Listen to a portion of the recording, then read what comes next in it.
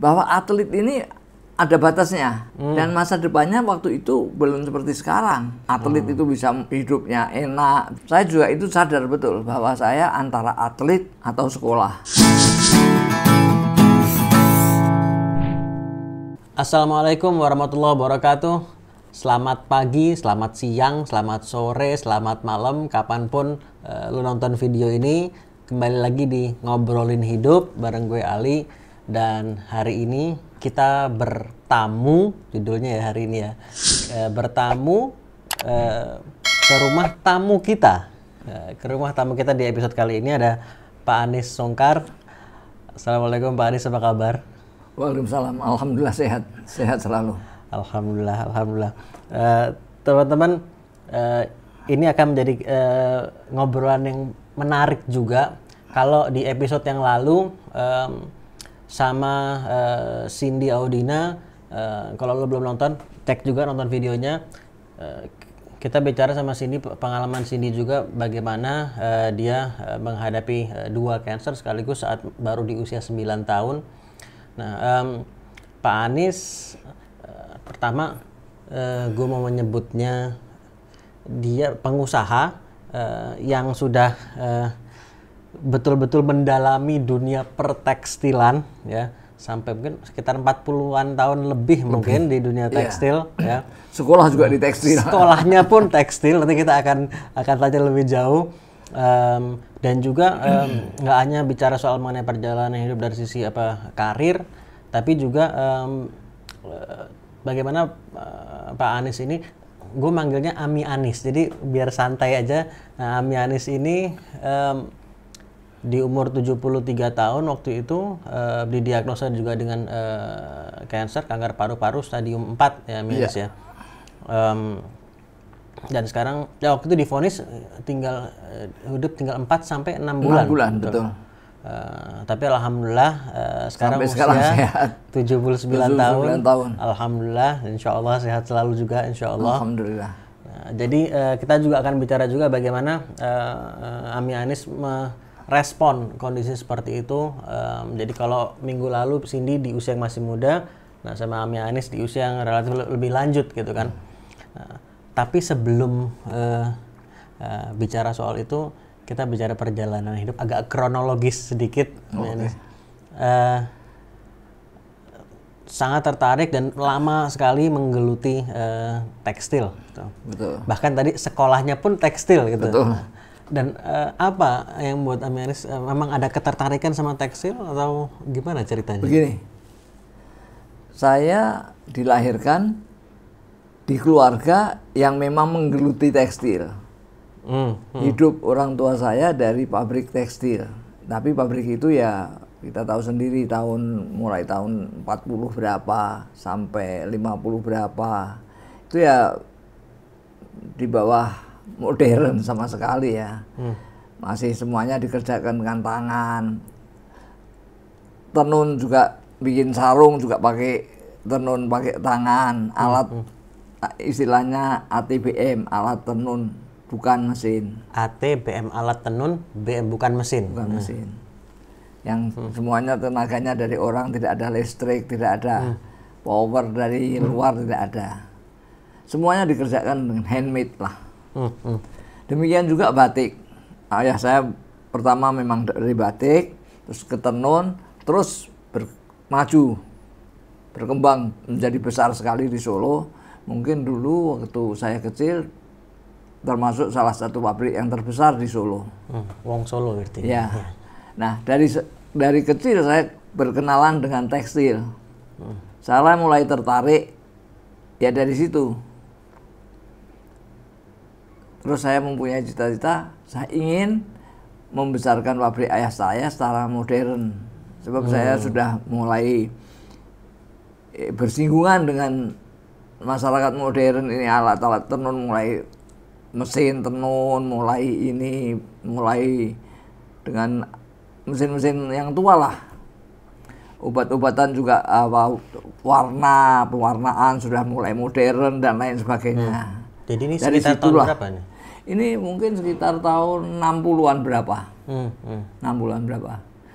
Nah, saya lulus sekolah 64 saya dari SMA di Solo. Saya langsung daftar di Institut Teknologi Tekstil. Waktu itu di Bandung. Waktu itu masih Akademi Tekstil. Akademi Tekstil Bandung. Akademi Tekstil. Jadi memang sudah cukup fokus dari waktu itu dia sudah punya ketertarikan ingin menggeluti dunia tekstil. Bahkan saya waktu di SMA ada perusahaan Jerman yang mensuplai dyestuff bahan pewarna tekstil. Itu menawari orang tua saya kalau ada punya putranya sebagai penerus bisa disekolahkan ke Jerman. Nah, itu juga memotivasi saya, kalau saya lebih dari mungkin dari sekolah tinggi atau sekolah universitas atau akademi, mungkin lebih kesempatan itu lebih banyak lagi besar, peluangnya lebih besar. Dan peluangnya lebih banyak, dan mungkin saya bisa lebih dapat ilmu yang lebih bagus lagi karena memiliki dasar untuk membesarkan perusahaan kita di Solo itu. Akhirnya saya di akademi, waktu itu akademi berubah menjadi Institut Teknologi Tekstil, Institut Teknologi Tekstil yang sekarang ST3, Sekolah Tinggi Teknologi Tekstil, yang masih ada di Bandung di Jalan Jakarta. Baru tahu saya bahwa ada sekolahnya tuh, baru tahu sekarang. Banyak sekali tekstil sebetulnya. Karena ini dunia yang termasuk awam gitu kan, kalau mau mengendalami. Oke. Dan sebelum lanjut lagi, Amianis, dulu itu Amianis juga sempat jadi atlet juga, PON, betul? Boleh cerita sedikit nggak? Betul. Saya dari SMP memang saya tertarik dengan olahraga. Saya SMP boleh dikata tiap hari main bola. Saya dulu cita-cita menjadi pemain bola. Oh, sempat ingin jadi pemain bola juga? Ingin jadi pemain bola. Jadi antara bola sama tekstil juga berarti ini. Kalau untuk hobi bola, tapi saya punya tujuan untuk ke tekstil. Okay. Nah, ini saya cerita main bola ini, mungkin saya pulang sekolah, istirahat sebentar, sore main bola di lapangan. Sebab rumah saya kira-kira berjarak 1,5 kilo lah dari lapangan, dari alun-alun. Tiap sore saya mesti main bola. Jadi saya main bola itu udah sehari-hari, jadi sudah mungkin skill saya tinggi sekali. Bahkan saya sering pertandingan kampung-kampung gitu, sering pasti ikut. Kalau kampung saya bertanding dengan luar, saya pasti ikut serta dengan perkumpulan di itu. Tim. Nah ini yang membuat setelah saya di SMP itu, mungkin karena tiap hari main bola, jadi lari saya cepat dan nafas saya cukup cukup panjang. Nah, pada suatu hari diadakan pertandingan antar kelas. Saya juara nomor 1. Satu kelas-kelas. Lomba apa? Lomba lari. Lari waktu itu lari jarak menengah, 1.500 meter, 1,5 kilo. Waktu itu kebetulan sekolah saya di Mangkunegaran, ngelilingi Istana Mangkunegaran.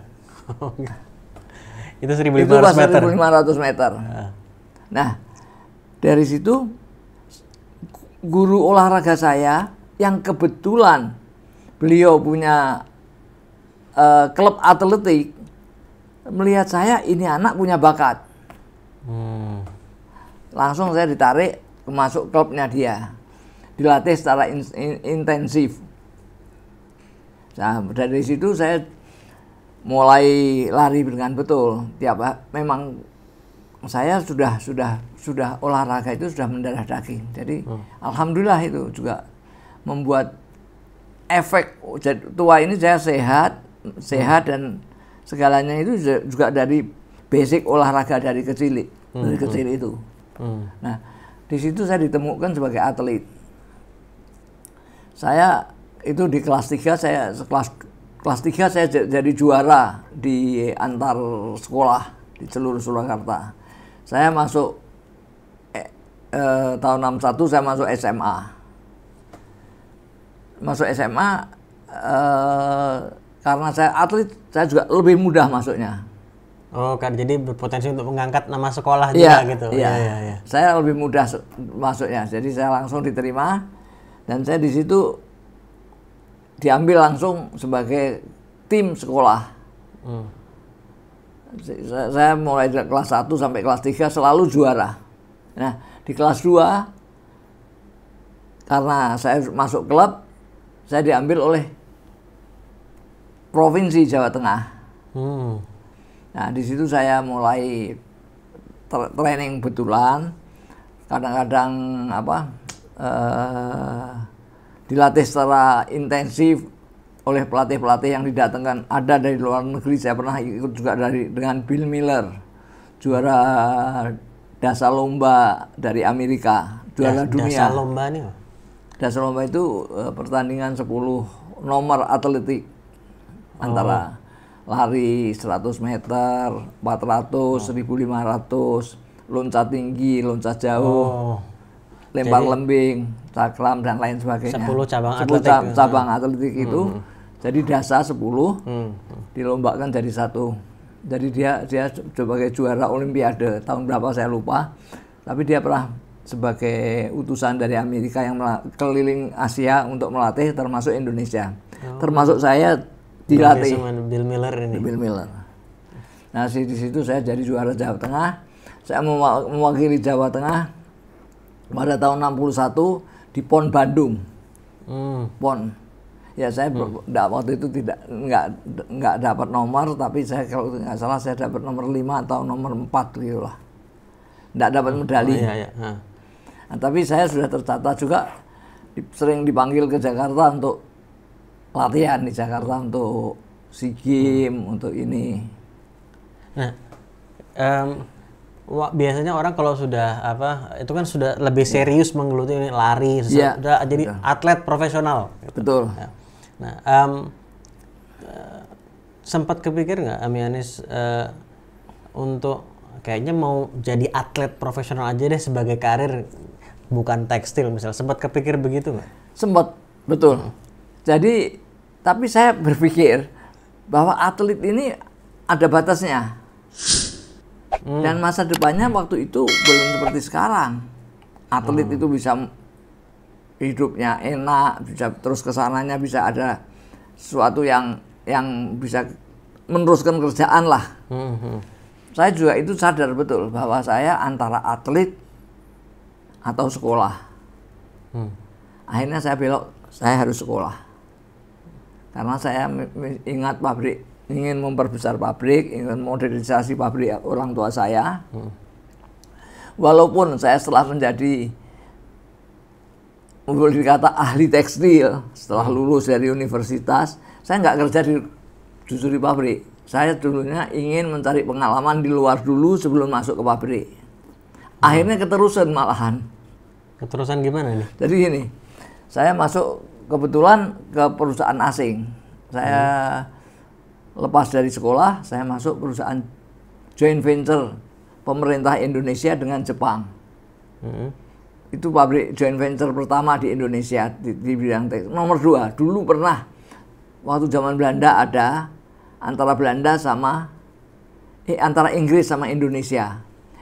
Yang waktu itu di Jawa Timur kalau tidak salah. Ini yang kedua, jadi tapi itu tahun 50 berapa itu joint venture itu. Yang pertama, mungkin itu perusahaan asing malahan. Kalau ini joint venture antara Indonesia dengan swasta Jepang. Swasta Jepangnya terkenal, Kanibo dan Toyomenka. Toyomenka perusahaan dagang yang mendatangkan mesin-mesin tekstil di Indonesia dan mesin lain-lain. Kebetulan Kanibo memang perusahaan tekstil yang terbesar di Jepang waktu itu, yang akhirnya bergerak kemana-mana. Nah, Amianis, jadi memang kemudian jadi mulai fokus di tekstil, walaupun kayak tadi Amianis bilang tetap tidak meninggalkan olahraga juga, gitu. Tidak meninggalkan olahraga, betul. Selain karena alasan untuk membesarkan pabrik yang sudah ada, yang keluarga itu, apakah ada hal lain nggak yang membuat Amianis tertarik sama dunia tekstil?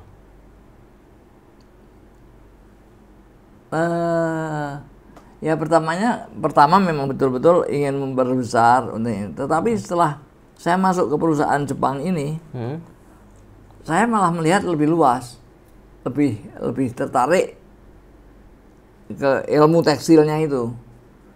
Sebab beda jauh. Ini modern sekali, itu baru mulai modern. Maksudnya antara yang di Jepang dan di Indonesia maksudnya? Di Indonesia ya. Ini sudah ya penggunaan tenaganya kerjanya sedikit, sudah mulai continue, jadi semuanya itu dengan mesin yang semuanya dikerjakan dengan rencana yang matang dan sebagainya. Dan ini yang saya dapat betul-betul banyak ilmu, kecuali ilmu di teknologi sendiri, ilmu disiplin, ilmu manajemen, itu saya dapat belajar banyak dari orang Jepang.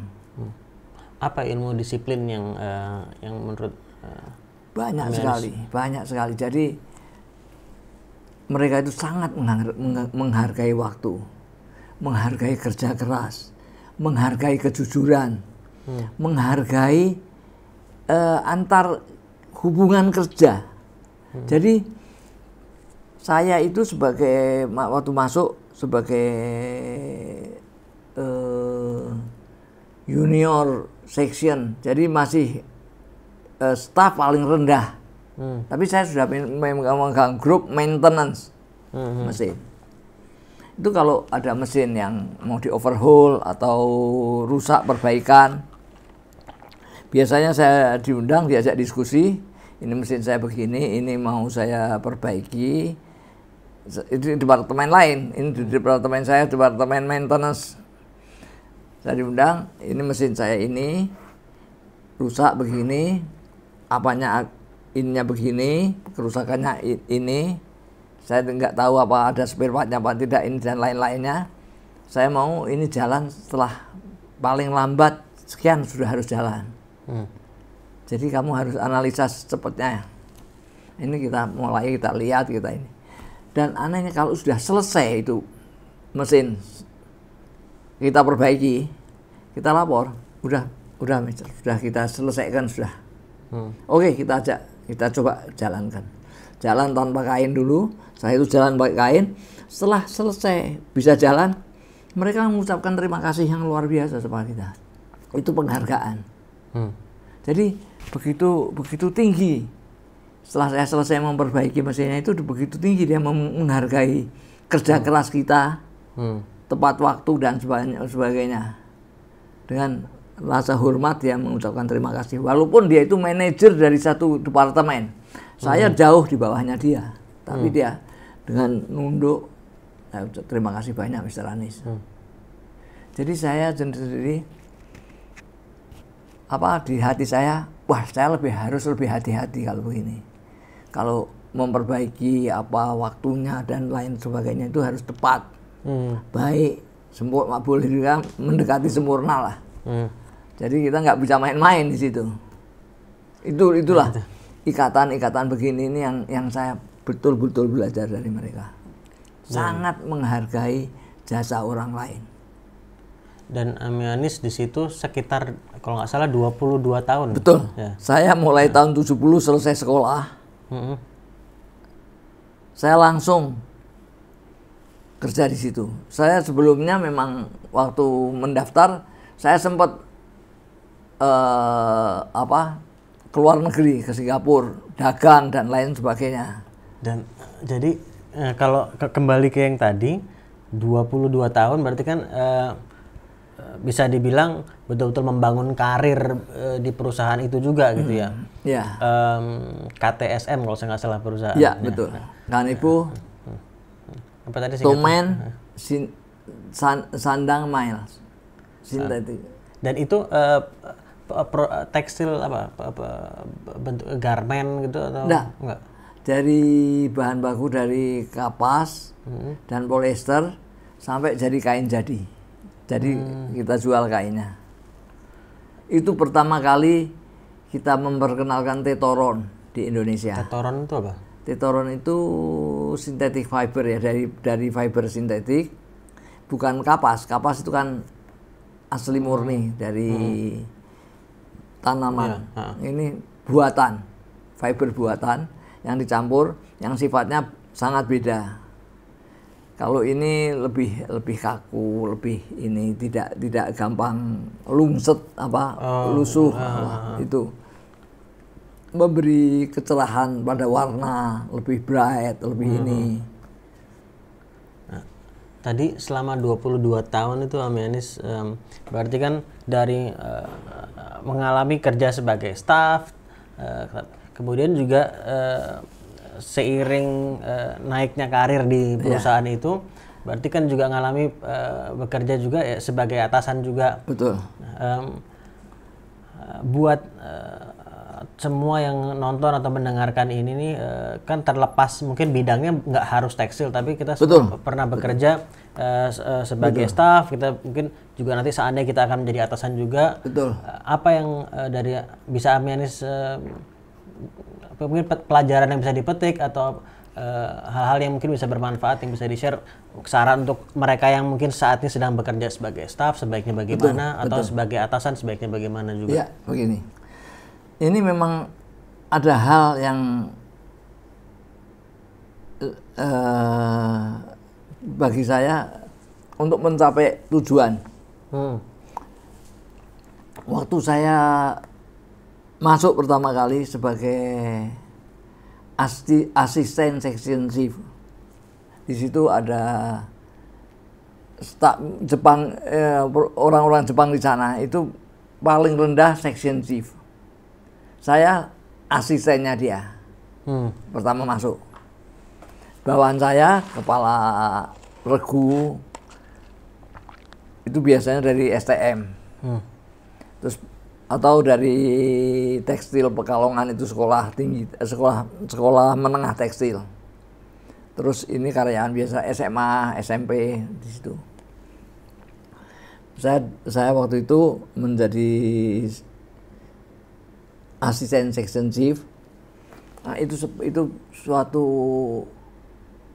ya ini pengalaman psikologi ya. Jadi waktu itu saya kalau tanda tangan selalu saya pakai tahun. Kenapa?